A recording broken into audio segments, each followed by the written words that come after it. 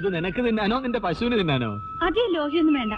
വീട്ടിൽ പുതിയ വേലക്കാരി വന്ന ശേഷം അവിടെ ഇത്തിരി മാറ്റമൊക്കെ ഞാനും കാണുന്നുണ്ട്. നേര് പറഞ്ഞാൽ വന്നത് വേലക്കാരിയല്ല, ഒരു ദേവതയാണ്, അടുക്കള ദേവത. സത്യം പറ, നിനക്ക് എന്നെ ഇഷ്ടമാണോ? പറ, ആണോ? ഞാൻ പറഞ്ഞ നീ എന്തും ചെയ്യുവോ? എന്നാ ഈ വെള്ളത്തിലോട്ട് ചാട്. ചാടും. ചാട്.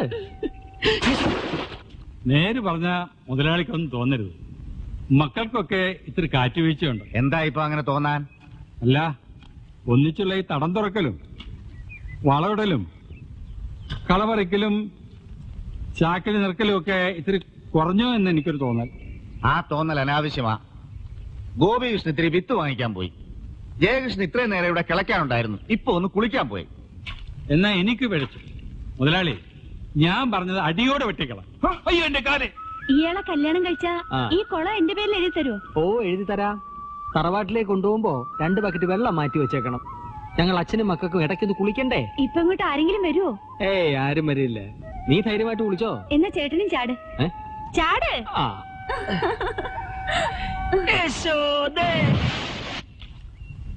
ഇനിയൊരു കുളിയാവാ. ഇന്നെന്താ ഇത്ര നേരത്തെ?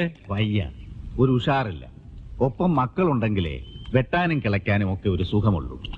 അതാണ് നല്ലത്. മനസ്സറിഞ്ഞൊന്ന് കുളിച്ചാൽ ഒരു ഉഷാറ് വരും.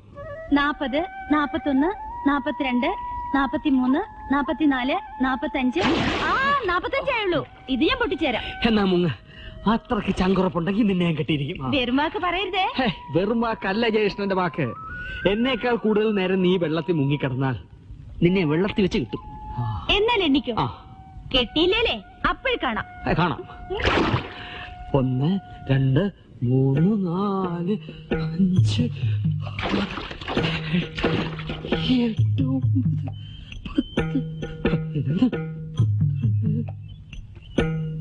സുഖമായിട്ടൊന്ന് മുങ്ങി കുളിച്ചാൽ ക്ഷീണമൊന്ന് മാറും.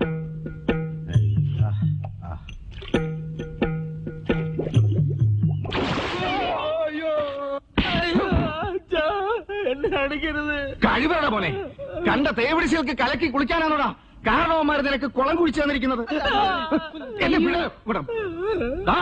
സർവനാശം വരുത്താൻ ഓരോരോ സന്തതികള്. എന്റെ കയ്യിലോട്ടാടി വെള്ളത്തിൽ നിന്ന് അവള് പൊന്തി വന്നത്. കുടുംബമാഹാത്മ്യം പറഞ്ഞ് കുട്ടികൾക്ക് പാളത്തൊപ്പിയും കൊടുത്ത് പറമ്പിൽ കുഴികുത്താൻ വിടുമ്പോ ആലോചിക്കണം.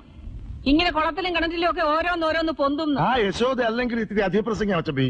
മുതലാളിയെ കണ്ടപ്പോ മുങ്ങിയതാ. ഇത്രയിലൂടെ കഴിഞ്ഞെങ്കിൽ ചത്തേനെ. എന്നാ ഞാൻ ഒരു സത്യം തുറന്നു പറയാച്ച, അവര് തമ്മിൽ സ്നേഹത്തില് അറിഞ്ഞു കഴിഞ്ഞ സ്ഥിതിക്ക് ഇനി കല്യാണം കഴിപ്പിക്കുന്നതല്ല അന്തസ്. അത് നിനക്ക് നേരത്തെ അറിയാമായിരുന്നു? ഏകദേശം അറിയായിരുന്നു. ഈ കുടുംബം കലക്കാൻ ഒരുത്തൻ ശ്രമിക്കുമ്പോ നീ അതിന് കൂട്ടുനിൽക്കുക. വെട്ടിക്കൊല്ലണ്ടടാ അവനെ അവളെ. അല്ലെങ്കിൽ ഞാൻ കൊല്ലും. ജയിലെങ്കിൽ ജയില്. എന്നാലും മാനം വിട്ടൊരു ജീവിതത്തിന് ഞാൻ വഴങ്ങില്ല. ഇറങ്ങി വാടാ.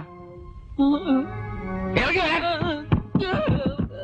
നിനക്ക് പണ്ടാരത്തിനെ കെട്ടണോടാ. എനിക്ക് അവളെ വേണ്ട, അവളെ വേണ്ട. എന്താ പിന്നെ നാട്ടിക്കരുത്. 3 പേരോടും കൂടെ പറയുന്നത്, മനസ്സിലായോ?